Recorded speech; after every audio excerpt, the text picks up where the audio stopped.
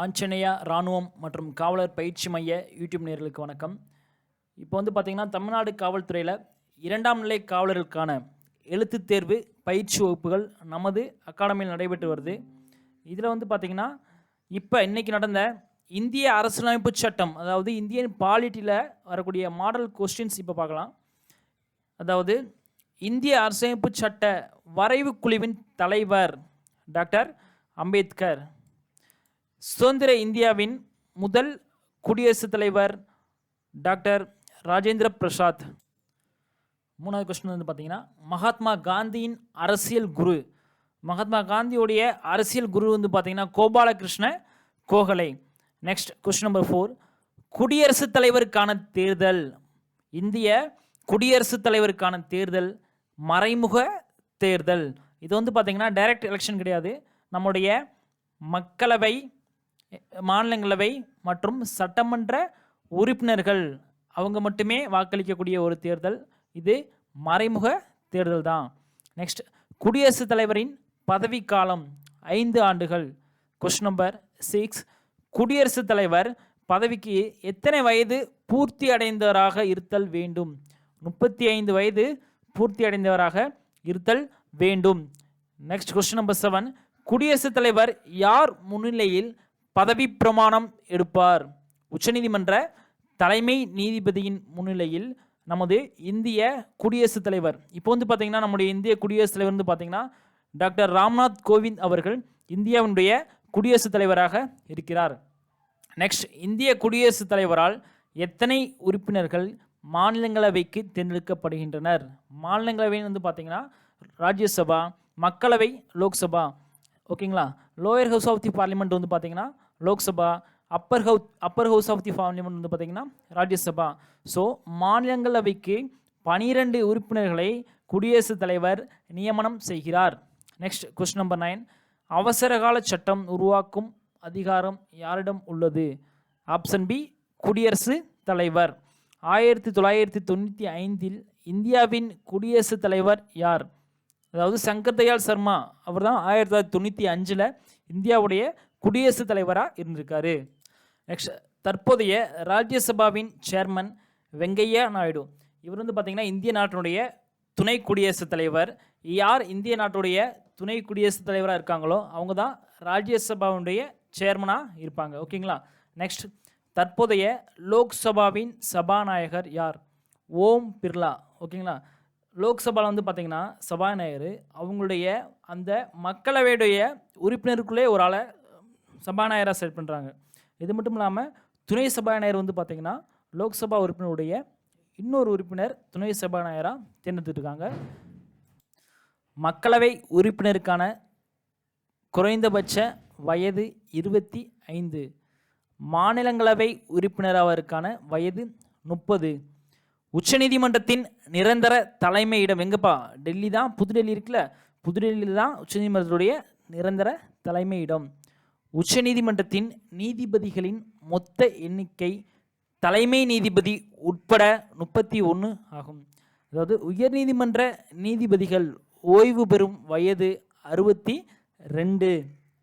உச்சநீதிமன்ற நீதிபதிகள் ஓய்வு பெறும் வயது 65. இந்திய அரசாங்கத்தின் தலைவர் எனப்படுபவர் யார்? பிரதமர். ஏன்னு கேட்டிங்கன்னா மக்களவையில் தன்னுடைய அறுதி பெரும்பான்மையை நிரூபிக்கும் majority party can rule in our country. அதாவது எந்த கட்சிக்கு அதிகப்படியான அறுதி பெரும்பான்மை இருக்கோ அந்த கட்சி தான் நம்முடைய இந்திய அரசாங்கத்தை ஆள முடியும். இந்தியா ஒரு மதச்சார்பற்ற அரசு. இந்திய அரசியலமைப்பு சட்டத்தின் தந்தை டாக்டர் B.R. அம்பேத்கர் அவர்கள். எந்த மாநிலத்தில் முதலாக ஊராட்சி அரசாங்கம், பஞ்சாயத்து ராஜ் எனப்படக்கூடிய உள்ளாட்சி அரசாங்கமானது அறிமுகப்படுத்தப்பட்டதுன்னு பார்த்தீங்கன்னா ராஜஸ்தானில் தான் முதலாக அறிமுகப்படுத்தப்பட்டது. இந்தியாவின் தற்போதைய துணை குடியரசுத் தலைவர் டாக்டர் வெங்கையா நாயுடு அவர்கள். மத்திய அரசின் அமைச்சரவை குழு கூட்டாக எதற்கு பொறுப்புடையது? மக்களவை. மக்களவை பார்த்தீங்கன்னா மக்களால் நேரடியாக தேர்ந்தெடுக்கப்பட்ட உறுப்பினர்களை கொண்ட லோக்சபா. சரிங்களா? இந்த லோக்சபா தான் மக்களவைக்கு, அதாவது அந்த கீழவை, மக்களவை, லோக்சபா எல்லாமே ஒன்று தான். மக்களவை வந்து கூட்டாக மத்திய அரசுக்கு பொறுப்பானது. இந்தியாவில் வாக்குரிமை பெறும் குறைந்தபட்ச வயது 18 வயது. இப்போ வந்து பார்த்தீங்கன்னா மக்களவை எலெக்ஷனாக இருக்கட்டும், இல்லை சட்டமன்ற தேர்தலாக இருக்கட்டும், 18 வயசு இருந்தாலே அவங்களுக்கு வாக்காளர் அடையாள அட்டை பெறுவதற்கான தகுதி அப்பயே அடைஞ்சிடறாங்க.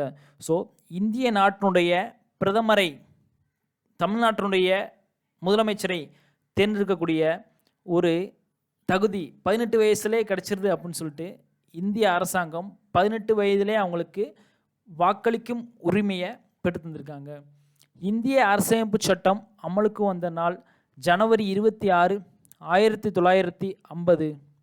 மக்களவையில் தற்போது உள்ள மொத்த உறுப்பினர்களின் எண்ணிக்கை 545. இதில் வந்து பார்த்திங்கன்னா மக்களவைன்னு வந்து பார்த்திங்கன்னா லோயர் ஹவுஸ், அதாவது லோக்சபாவில் இப்போ அட் ப்ரெசண்ட் 545 மெம்பர்ஸ், அதாவது 545 உறுப்பினர்கள் இப்போ இருக்காங்க. மொத்தம் வந்து பார்த்திங்கன்னா மக்களால் நேரடியாக தேர்தல் மூலம் தேர்ந்தெடுக்கப்பட்ட உறுப்பினர்கள் 543. 2 உறுப்பினர்கள் யாருன்னா ஆங்கிலோ இந்தியன் கம்யூனிட்டியை சேர்ந்த ஆங்கிலோ இந்தியர்கள். அவங்க 2 பேரும் சேர்த்து இப்போ 2019 நடந்த மக்களவைத் தேர்தலில் மொத்தம் 545 உறுப்பினர்கள் இருக்காங்க.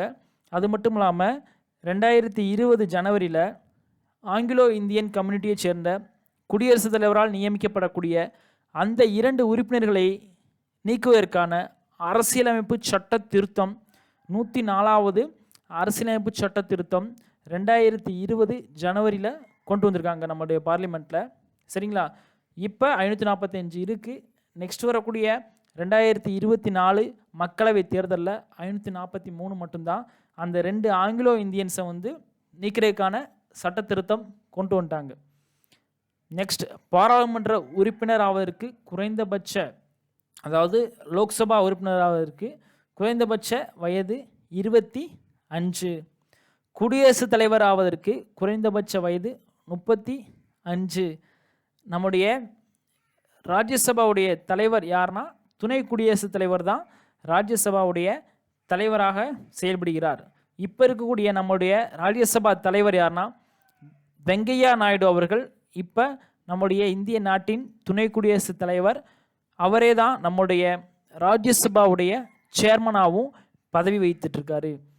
காவலர், அதாவது தமிழ்நாடு காவலர் எழுத்து தேர்விற்கான பயிற்சி வகுப்புகளும் உடற்பயிற்சி தேர்விற்கான பயிற்சி வகுப்புகளும் நமது மதுரை மாவட்டம் எலுமலையில் அமைந்துள்ள ஆஞ்சநேயா ஆர்மி மற்றும் காவலர் பயிற்சி மையத்தில் தற்போது நடைபெற்று வருகிறது.